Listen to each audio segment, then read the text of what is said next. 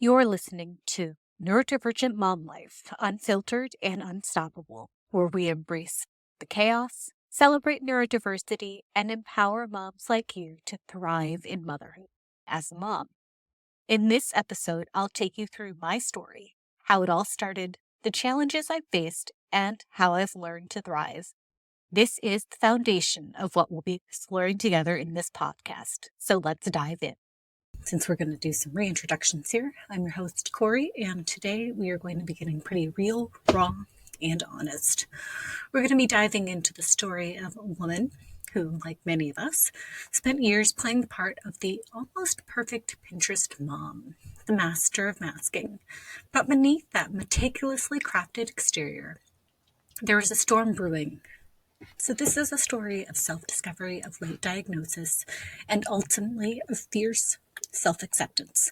So buckle up, grab your favorite beverage, caffeinated of choice, and let's get going.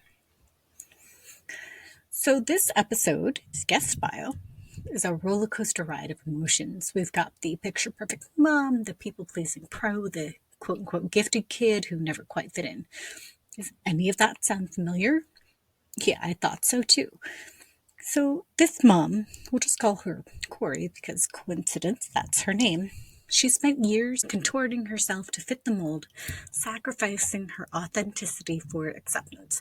But the truth is that this perfect mom facade was really starting to crack.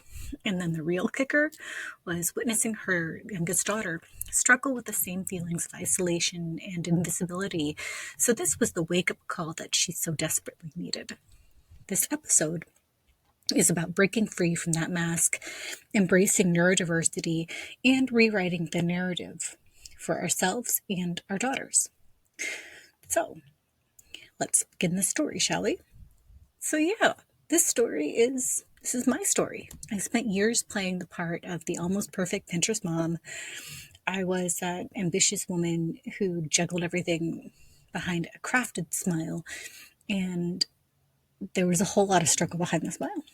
So this was this carefully curated performance to avoid the dreaded label of being too sensitive in many cases.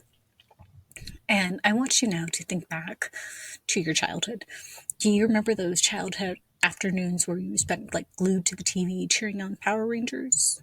I know I did. I especially loved the Yellow Ranger and the Red Ranger. Now we're talking about Mighty Morphin Power Rangers, by the way.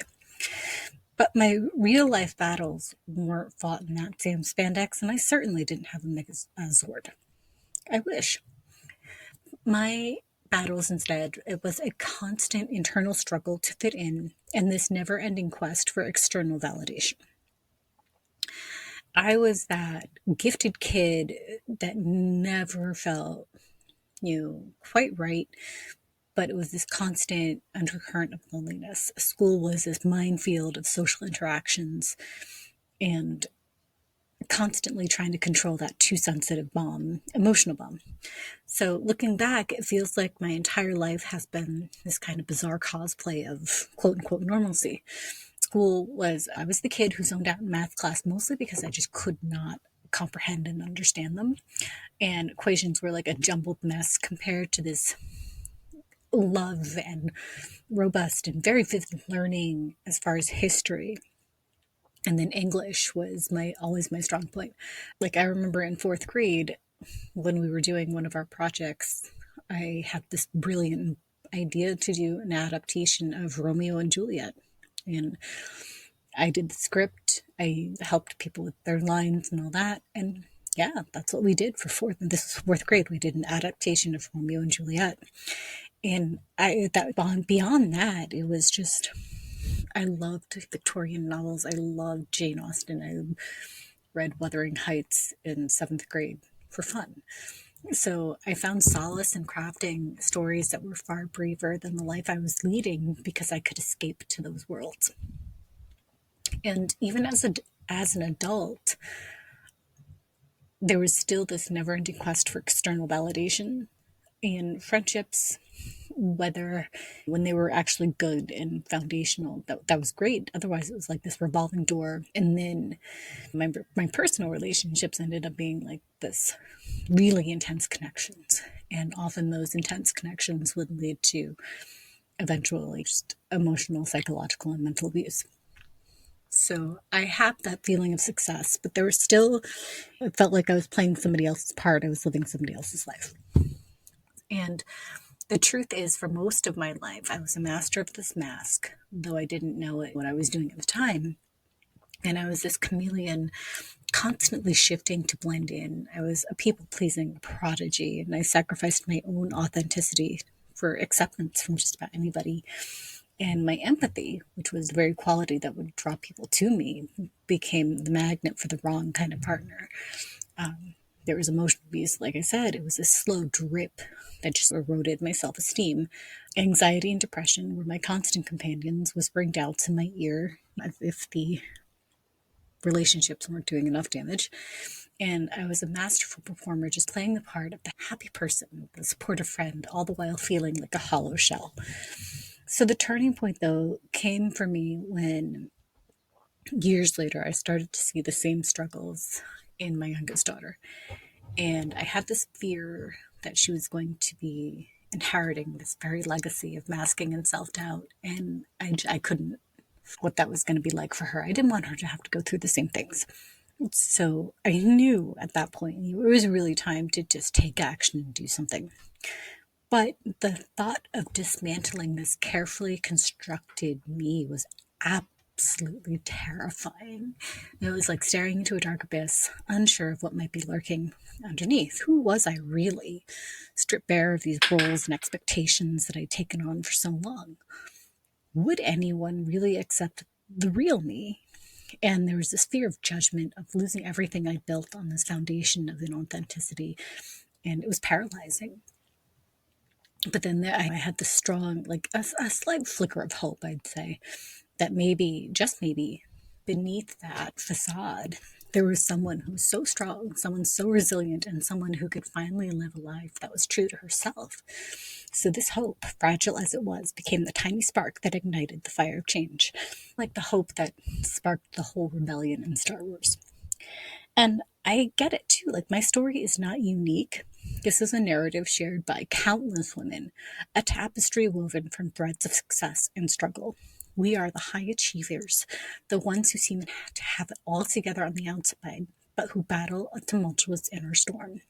We are the loving moms who are fiercely devoted to our children, but yearning to break free from the shackles of unhealed wounds from our own past. We are the highly sensitive souls, attuned to the emotions of those around us, yet desperately craving genuine connection without the constant fear of judgment. And in sharing my story, I hope to bridge this gap, to create this space of understanding and connection. Maybe you see snippets of yourself, reflected in these struggles, the weight of the societal expectations, the yearning for authenticity. And maybe you as well are ready to embark on your own journey of self-discovery.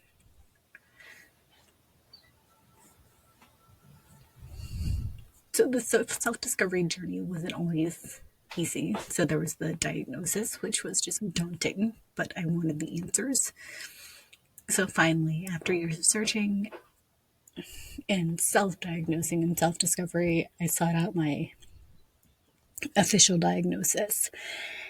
And I had been expecting the inattentive ADHD diagnosis, but when I walked out of the diagnosis process, it was ADHD inattentive confirmed, with a combo of possible autism level 1. And the initial shock was just like a punch to the gut. So, wait, what? But there was also this strange sense of liberation. Like, suddenly all the pieces began to fall into place. And I've said it before, it wasn't like a single light bulb went off and started to shine. It was like the entire universe was being illuminated.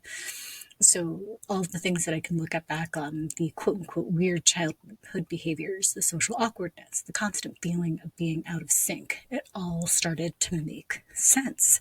This diagnosis is not a life sentence. It was a key to unlocking a deeper understanding of myself and paving the way for a life lived authentically. And this wasn't just a single moment of self-discovery, but ultimately became this culmination involving a lot of deep self-discovery work, delving into the wounds of my inner child, confronting the shadows within myself. I allowed myself to hyper-focus on understanding my diagnosis, and I started reading all the books that I could, listening to the podcast, watching videos, everything that I could find. And this journey has been both exhilarating and pretty terrifying. But then one of the true rock bottom moments came when my partner questioned the validity of my diagnosis, just dismissing it as an excuse. And that, quite honestly, was like the straw that just broke this camel's back. There was this anger that just erupted, and it wasn't just about the invalidation, but about the years that I had spent sacrificing my own needs to maintain this facade that ultimately couldn't protect me. And in that moment, I knew it was time to rebuild, not just by myself, but my life on a foundation of this authenticity and much needed self compassion. So, fueled by this, I embarked on this relentless quest for knowledge, seeking certifications along the way, among them Master Mindset Coach and Master Transformational Coach. And I did this not just for myself, but also to set this example for my daughter. Of course, there were plenty of setbacks and stumbles. There were continued communication issues with my neurotypical partner. There were outbursts and meltdowns, both mine and my daughter's, which continued to erupt like emotional volcanoes. But those weren't failures, but these are lessons. And they were opportunities to refine our understanding of ourselves and each other. We learned the power of boundaries, a safety net to catch the overflow of emotions, and we discovered calming strategies, and I was able to pass on some of mine to my daughter, and other tools to navigate the storms and find moments of peace. Through all of this endless trial and error, we were starting to build a life that truly supported our neurodiversity. And today I am proud to say I stand tall, empowered by this self-acceptance. I'm still a work in progress. I'm still learning to love every single bit of the real me, flaws and all. But this journey has transformed me, and I'm a beacon of strength for my daughter, a testament to the power of embracing your authentic self. And together we are rewriting our narratives one chapter at a time. We are not defined by these diagnoses, but by the courage to live a life that is very true and authentic to ourselves. And this is my story, but it can also be yours. And I want you to remember you are not alone in this. There are so many women out there who are just cheering you on. And if you're feeling lost, overwhelmed, or unsure of where to begin, you're in the right place. And I look forward to learning more with you, to walking along further on this journey.